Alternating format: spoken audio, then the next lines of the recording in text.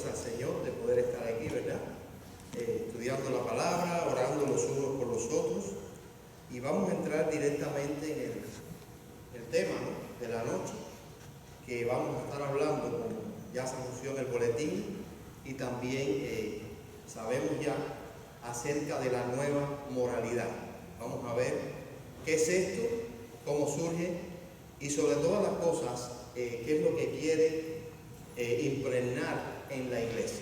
Vamos a comenzar teniendo un pensamiento, antes de ir a la escritura, de este predicador, pastor John Piper, un predicador que dijo en uno de sus sermones: quien ve en la cruz una licencia para seguir pecando, no tiene la fe que salva. La marca de la fe es la lucha contra ¿qué? Contra el pecado. Vamos a orar. Señor, te pedimos en esta hora que tú nos des tu bendición, que tú nos hables a través de tu palabra y que podamos salir en esta noche edificados, Señor, de que tú has hablado a cada una de nuestras vidas. Perdona ahora nuestros pecados. En el nombre de Jesucristo te lo pedimos. Amén. Interesante, y quise compartir este pensamiento porque vamos a entrar a estudiar un tema que habla acerca de la moralidad. Y muchas veces a la iglesia se le ha tildado de ser un organismo moral que incluso hace meollo en la vida de las personas. Y cuando usted va a una iglesia que se enseña la Biblia, cuando usted va a las Escrituras, el apóstol Pablo decía que él era el primero de ¿qué? De los pecadores, ¿sí o no? Que él era el primero de los pecadores. La Biblia nos enseña por cuanto que todos pecaron y están destituidos ¿qué? De la gloria de Dios. Es decir, que vemos en la Escritura y en las enseñanzas de la iglesia de que sencillamente todos somos pecadores, todos necesitamos de Dios. Ahora, indudablemente, cuando una persona viene a Jesucristo, esta es la marca de su fe. ¿Cuál es la marca de la fe? La lucha constante contra ¿qué? Contra el pecado. Ahí, si yo pudiera agregarle algo y le pusiera la marca de la fe, es la lucha diaria contra ¿qué? Contra el pecado. Sencillamente, si no es así, no tendríamos la fe que salva. Y esa es la vida suya y esa es la vida mía. La lucha constante en el pecado. Ahora, vamos a ver algo interesante. Vamos a buscar en 1 Corintios capítulo 6, los versos del 9 al 10. Voy a pedirle a usted que use su Biblia. Hoy no vamos a tener los textos en la pantalla, por eso le invito a buscar en sus Biblias. Y decía el apóstol Pablo, que mencionamos hace un momentico en adelante: ¿no sabéis que los injustos no heredarán el reino de Dios? No erréis, ni los fornicarios, ni los idólatras, ni los adúlteros, ni los afeminados, ni los que se echan con varones, ni los ladrones, ni los avaros, ni los borrachos, ni los maldicientes, ni los estafadores heredarán el reino de Dios.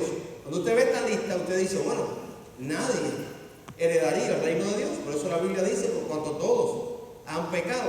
Pero sigue diciendo el apóstol en el versículo número 11: y estos erais algunos, mas ya habéis sido lavados, ya habéis sido santificados, ya habéis sido justificados en el nombre del Señor Jesús y por el Espíritu ¿de quién? De nuestro Dios. Esa es la vida cristiana, cuando uno viene al Señor y uno es justificado, perdonado, santificado, es decir, un nuevo nacimiento con el Señor. Y ahí comienza lo que pudiéramos llamarle la carrera en la vida cristiana, que no es más que lo que dijo John Piper, es la marca diaria de nuestra lucha contra el pecado. ¿Okay? Quise hacer esa salvedad. ¿Por qué razón? Porque vamos a hablar del tema de la moralidad. Y por nada de este mundo estaremos nosotros aquí hablando de algo que realmente sabemos que usted y yo tenemos que luchar todos los días. Pero es la vida cristiana, porque el Señor quiere que usted y yo vivamos vida de santidad. Entonces, ¿qué es lo que está pasando en el mundo? Entrando de lleno ya en lo que es el tema de la noche. Hay algo que se llama la nueva ¿qué? Moralidad. Desde que se escribió las Escrituras, después el Antiguo Testamento, después el Nuevo Testamento y demás, en la historia de la humanidad existía lo moral y lo inmoral. ¿Ok? Ahora, después de la Segunda Guerra Mundial, cuando vino la época de los baby boomers, que se le llama a esa explosión demográfica de niños, comenzó a haber diferentes cambios en la sociedad. Y por allá por los años 60 comenzó a despertar diferentes movimientos que han llegado incluso hasta hoy, que trataban de imponer al mundo una nueva moralidad. Y vamos a ver qué cosa es eso. Ya por los años de los años 80 al 90, sobre esa década, esto comenzó a cambiar. El conservadurismo comenzó nuevamente a tomar auge, pero en los tiempos que estamos viviendo hoy, esto está a la orden del día. La llamada nueva moralidad ha crecido de una manera extraordinaria. Vamos a ver qué cosa es la nueva moralidad y vamos a hablar un poquito también de lo que es inmoralidad según la Escritura y de lo que es entonces la verdadera moralidad. Estamos viviendo en los últimos días. No se preocupe, usted va a tener después material. Yo lo puse todo ahí en el PowerPoint y después usted se va a llevar el material para la casa. Estamos viviendo en los últimos días, tiempo en que los hombres tratan de cambiar las normas y los códigos morales que han sido establecidos siglos atrás por Dios. Antiguamente existía una norma de regla de fe y práctica, que era ¿qué cosa? La Biblia. Incluso las personas que no eran cristianas decían, sí, pero lo dice ¿qué cosa? La Biblia. Pero hoy en día esto ha cambiado. Ha habido un movimiento que sencillamente quiere cambiar las normas del código. Ya la Biblia no es lo que enseña o lo que habla o lo que dicta la pauta acerca de la moralidad, sino es algo más. Y vamos a ver qué cosa es. Y nosotros, usted y yo, sabemos que estamos viviendo ¿qué? Los últimos días. Y como oraba el pastor ahorita, se están cumpliendo diferentes señales, ¿verdad?, que nos indican, y una es ese cambio, esa nueva moralidad que se quiere enseñar. Sin embargo, Dios es ¿qué? Dice ahí, santo y justo y no cambia. Tampoco sus normas se adaptan para satisfacer el progreso imaginario de nuestros hijos. Es la realidad. Nosotros los creyentes sabemos que Dios es el que dicta las pautas. Ahora, ¿qué cosa es la nueva moralidad? Y esto es muy interesante y quiero que prestemos atención. La llamada nueva moralidad, ¿qué cosa es lo que profesa? Establecer nuevos códigos de conducta. ¿Cuáles son? Por ejemplo, el eslogan o el dicho resumido o el núcleo de esa creencia es: si te gusta y no daña a nadie, ¿qué cosa? Hazlo. No está bien ni está mal. Si a ti te gusta y no le hace daño a nadie, está permitido. Ese es el núcleo de esta enseñanza, ¿verdad? A la luz del conocimiento y la ciencia moderna, cuando en realidad regresa a la inmoralidad ¿de qué? De Romanos capítulo 1. No lo vamos a buscar, pero usted sabe todo lo que habla el apóstol Pablo en Romanos capítulo 1, hablando de la condición del ser humano. Es decir, esta gente quiere transmitir a la humanidad: oye, no hay una norma exacta de fe y práctica. Eso de la Biblia, eso es algo obsoleto. Sencillamente, tú puedes ser una buena persona. Si hay algo que tú vas a hacer, hazlo. Si te gusta, está bien. Tú eres una persona libre y mientras no daña a nadie, entonces está bien. Esa es la idea. Pero lo interesante es que en lugar de dar una nueva pauta hacia adelante, esto lo que hace es que nos regresa ¿a qué? A Romanos capítulo 1, que habla de lo que es el pecado del ser humano, de lo que es sencillamente una vida alejada de las normas que Dios ha trazado. Entonces, vamos a ver ahora algunos ejemplos. Vimos ya lo que es, por llamarlo una definición. Ahora, hay ejemplos que sugieren los que abogan por la nueva moralidad. Específicamente, por ejemplo, número 1, ¿qué dicen esta gente pensando en el eslogan que vimos? Primero, que personas vivan ¿qué? Juntas y le llaman ¿qué cosa?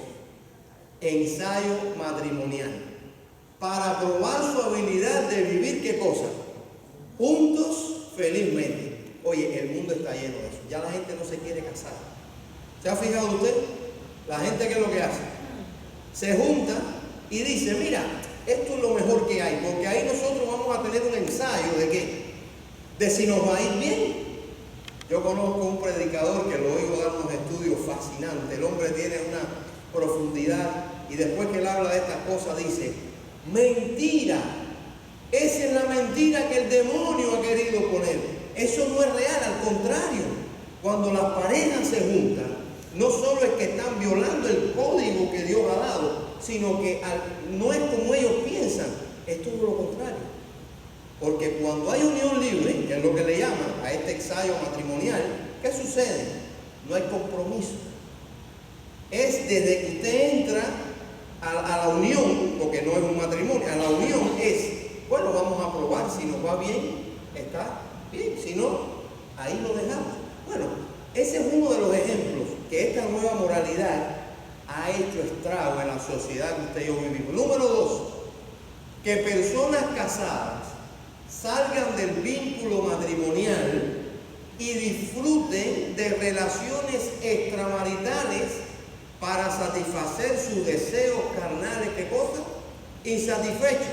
Es decir, esta gente de la nueva moralidad dice, mira, eso no importa. Usted esté casado, que usted tenga su matrimonio, usted puede tener por ahí sus andadas, porque eso lo que hace es que satisface sus deseos insatisfechos. Y vuelvo a decir como el predicador, mentira. Esa es una gran mentira que el demonio está poniendo. En tercer lugar, muy importante, esta nueva moralidad trata de inculcarnos que dicen que lo bueno y lo malo son términos, ¿qué cosa? Relativos, teniendo como norma los deseos, necesidades del hombre y no los estrictos códigos de ¿qué? De la ley. En otras palabras, le dicen a usted, ¿que a ti te parece bien? Ok, a mí no. Lo que a mí me parece bien, a ti quizás no. No hay una norma que diga qué cosa es lo bueno y lo malo. Entonces, usted puede hacer lo que usted le parezca. Lo triste de esto es, hermano, que eso ha ido penetrando en la iglesia. Mire, la iglesia no puede desvincularse de la sociedad. Por mucho que quiera, una iglesia, sea la que sea, donde quiera que se encuentre, va a haber fuerzas antagónicas que van a estar peleando contra la iglesia. La cultura va a querer siempre influir en la iglesia. Y el demonio, o el diablo, que es el arte, ¿verdad?, de la mentira, del engaño, trata de ¿qué? De usar estas cosas. Y por eso vemos a veces personas que vienen a nuestras congregaciones, pero que sencillamente no tienen una norma y dicen, bueno, viven juntos, entonces tenemos que enseñarles, ¿verdad?, qué es lo que dice la palabra. Hay otras cositas más, otros ejemplos que sugieren los que abogan por esta famosa nueva moralidad. Número 4. Dicen que el sexo es una expresión de amor y no debe prohibirse o reprimirse. Es por eso que la homosexualidad o lesbianismo es una expresión de amor entre miembros del mismo sexo, por lo cual entonces debe ¿qué? Legalizarse. ¿Ven ustedes cuál es el juego de palabras y de frases que esta gente usa? Número 5. A nombre de la compasión, la nueva moralidad exime, es decir, libera, exculpa el adulterio, la fornicación, etcétera, etcétera, etcétera. En otras palabras, lo que ellos quieren es eso, transmitir su agenda y sencillamente ese eslogan, lo que es bueno para ti está bien, lo que es bueno para mí no. Si te gusta, sencillamente ¿qué? Hazlo. Ahora, lo que no dicen estas personas es que la Biblia dice que todo lo que el hombre sembrare, eso también ¿qué? Segará. Usted va a Gálatas capítulo 6, versículo 7. Es decir, la promiscuidad lleva a enfermedades, ¿qué cosa? Venéreas, a la no responsabilidad, al divorcio entre otros problemas. Pudiéramos estar hablando aquí de todo lo que acarrea esta manera de pensar. Y que Jesús le dijo a la mujer y al paralítico que se fueran y que no pecaran más. Qué interesante. Miren, cuando yo trabajaba, yo estudié epidemiología en Cuba y trabajaba en un centro epidemiológico. Había un cartel, estamos hablando de los años 90, con el auge del SIDA y esas cosas. Había un cartel que decía, mientras no se encuentre una vacuna que cure el SIDA, la no promiscuidad, algo así, es lo que más importante, algo así, exactamente no recuerdo, lo más importante que debemos hacer. Entonces, yo le decía aquello, ya yo era cristiano, yo le decía a la persona que le hablaba. Entonces, voy a parafrasear esto. El día que se encuentre la vacuna contra el SIDA, seguimos entonces haciendo lo que nos dé la gana. ¿Me entiendes lo que quiero decir? No está en una vacuna. Si sale la vacuna contra el SIDA, va a surgir otra cosa. ¿Por qué? Porque eso produce este tipo de vida. Algo interesante, la promiscuidad, esta manera de pensar, lleva a no solo enfermedades venéreas, sino a la no responsabilidad de aquellos que se unen en unión libre, pero además divorcio, que está a la orden del día. Y hago un paréntesis aquí, tristemente la iglesia está alcanzando la estadística del mundo, porque repito, el maligno, la cultura, penetra tristemente la iglesia y otros problemas. Si usted hace una encuesta, usted se da cuenta de cuántos divorcios existen, cuántas personas que usted conoce, los hijos, sencillamente ya son de diferentes padres y sencillamente el maligno ha acabado. Los dos ejemplos que pusimos, usted se acuerda, uno es el paralítico que Jesús se le encuentra después en el templo y le dice, oye, vete, pero ¿qué? No peques más. Y la mujer también, que la cogieron en pleno acto de adulterio, Jesús que le dice, oye, yo te perdono, yo no te condeno, pero ¿qué? Pero vete y no peques más. Bueno, este mensaje esta gente no lo dice. Esta gente menciona todo lo que es el amor de Dios, que claro, la compasión de Dios, la misericordia de Dios, pero no dice que Dios dice, ok, vengan a mí, yo soy la vid, ustedes van a poder vivir vidas de santidad con mi ayuda, y ese es el reto para toda la vida. Vete ¿qué? Y no peques más. Entonces, vamos a ver ahora, no solo ya lo que es la nueva moralidad, sino lo que dice la Escritura de lo que es inmoral. ¿Ok? La Biblia es la regla de fe y práctica. Y la Biblia menciona una serie, no, claro, yo escogí algunos, pero de cosas que sencillamente está en lo que la Biblia cataloga de actos inmorales. La palabra inmoralidad como tal aparece inmoral, pero no inmoralidad. No aparece en la Biblia, pero tiene dos significados básicos en el uso moderno. Primero que, cuando la Biblia habla de inmoralidad, está hablando de qué dice ahí, impureza ¿qué? Sexual, pero también de qué, engaño y falsedad. Miren, hay personas que tienen un énfasis demasiado fuerte, por llamarlo así, a todo lo que es homosexualidad, lesbianismo, pecados de este tipo. Pero lo que no reconocen es que la lista de 1 de Corintios que leímos habla no solo de este tipo de inmoralidad, habla de otras cosas como falsedad, engaño y demás, que también son pecados.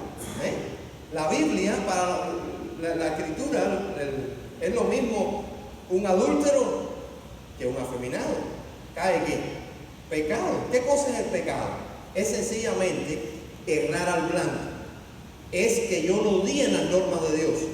Y eso es lo que la Biblia llama inmoralidad o pecado. Por ejemplo, inciso A, un acto de inmoralidad que la Biblia sencillamente condena. ¿Cuál es? El adulterio. Hay muchos textos bíblicos, yo les dije, vamos a tener el material, por cuestión de tiempo no nos da, no podemos leerlos, pero yo se los puse ahí todo. ¿Qué cosa es el adulterio? La unión sexual cuando por lo menos uno de los dos está, ¿qué cosa? Casado. Eso es adulterio, la Biblia lo condena, ahí está, Éxodo ¿qué? 20:14. Ahora, entonces entramos en esta gente y dice, bueno, ok, perfecto, vamos a la unión libre. Pero entonces, en segundo lugar, inciso B, otro acto de impureza sexual. ¿Cuál es? Una inmoralidad, la fornicación.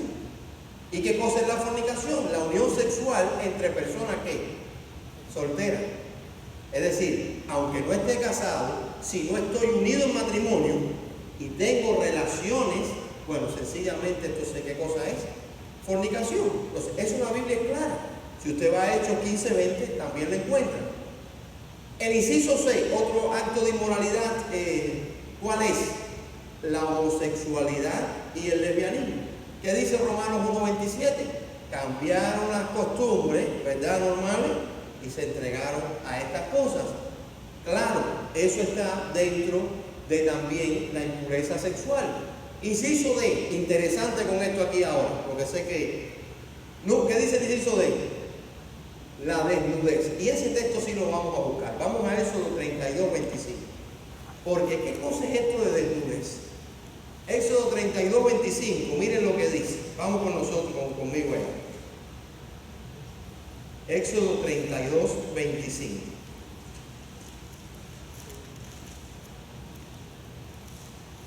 Dice la palabra del Señor. Quiero que todos lo tengan ahí. Éxodo 32:25, ¿qué dice? Y viendo Moisés que el pueblo estaba, ¿qué cosa? Desenfrenado, porque Aarón lo había permitido para vergüenza entre sus, ¿qué cosa? Enemigos. Voy a repetir la idea. Y viendo Moisés que el pueblo estaba, ¿qué cosa? Desenfrenado. Miren, dos datos curiosos, ahí se los puse para que usted lo tenga. En la versión Reina Valera del año 1602, en lugar de desenfrenado, ¿saben qué palabra usa? Despojado. Y cuando usted va a la versión, yo creo que Santiago, ¿sabe inglés? ¿No sabe inglés Santiago? No, a ver, me esa idea. La versión King James, que es la versión que usa sobre todo los hermanos conservadores de habla inglesa, usa la palabra ¿qué cosa? Desnudo. Es decir, que posiblemente en Éxodo 32:25, cuando el pueblo estaba en su desenfreno, estaban ¿qué cosa? Desnudo, sin ropa. Era un desenfreno lo que había en ese lugar. Entonces, ¿por qué pusimos esto? Porque no solo la Biblia habla en este texto de eso, sino que habla de incluso la vestimenta en otros lugares y demás. Yo puse ahí algo interesante. Cuidado con qué. Con las faldas cortas, los escotes exagerados y trajes de baño, ¿qué cosa? Inmodestos. ¿Y por qué quise poner esto? Porque una de las cosas también que la Biblia condena es la desnudez, ¿verdad? Incluso hay otros pasajes que hablan también de este tipo. Entonces nosotros tenemos que darnos cuenta también cómo nos vestimos, que no demos rienda suelta quizás a una vestimenta que no sea inapropiada y que descubra parte de qué, de la desnudez de la persona. Por eso le puse eso. Inciso E, pasiones desordenadas. Colosenses 3:5, primera de Tesalonicenses 4:5, deseos sensuales, ¿qué cosa? Desordenados. F, otro acto más de inmoralidad, es decir, lascivia, que no es más que pensamiento y tramas, ¿qué cosa? Malvados. Y ahí hay otro texto para que después ustedes lo busquen en su casa. Ahora, ¿a dónde hemos querido llegar? La Biblia habla de cosas que sencillamente, claramente dice, oye, esto tiene que estar fuera de ¿qué? De los hijos del Señor. Pero interesante que no solo habla de los pecados sexuales, ¿verdad? Sino también de ¿qué? Del engaño y la falsedad. Estamos hablando de cosas que son ¿qué? Inmorales, que la Biblia dice que no debe estar presente en la vida de un hijo del Señor. Y dentro del engaño y falsedad, ¿qué cosa está? Defraudar. Dar menos dinero de lo debido, medidas, ¿qué cosa? Falsas. Amós capítulo 8, versículo 5, habla de esto. Pero qué interesante que muchas veces nosotros nos vamos de un solo lado. Y entonces queremos tildar cosas en la Biblia inmorales y otras que no. Cuando usted engaña y defrauda a una persona, también la Biblia dice que eso ¿qué? es algo que no está bien, es algo inmoral. La deshonestidad, acciones vergonzosas, engaño, injusticia. Cada vez que actuamos de esa manera, también estamos haciendo algo que a Dios no le agrada. La corrupción es otro engaño y falsedad. Está en 2 de Pedro 2:19, Romanos 8:1. La extorsión, también hay textos ahí. El fraude, la pereza. Es decir, todas estas cosas están dentro de lo que la Biblia llama, ¿qué cosa? Inmoralidades. Por eso leímos 1 Corintios 6, del 9 al 10. Si no fuera, por eso es que Jesucristo es la única esperanza. Jesucristo es el único camino. Jesucristo es el único que nos justifica, nos perdona, nos hace una nueva criatura, ¿verdad? Nos rescata del maligno, del infierno, y nos ayuda a luchar todos los días, como dice el tema que comenzamos de John Piper, la lucha constante ¿contra qué? Contra estas cosas. Entonces, esta nueva moralidad que vimos al principio es algo que quiere darle vuelta a lo que está escrito, a lo más sagrado que ha tenido el ser humano, que es la palabra de Dios. Ahora, por último, ¿cuál es la norma de moralidad de Dios? Ya vimos aquí la nueva moralidad, por eso el título del estudio es Nueva Moralidad, Inmoralidad y ¿qué cosa ahora? Moralidad. Entonces, la norma de moralidad de Dios.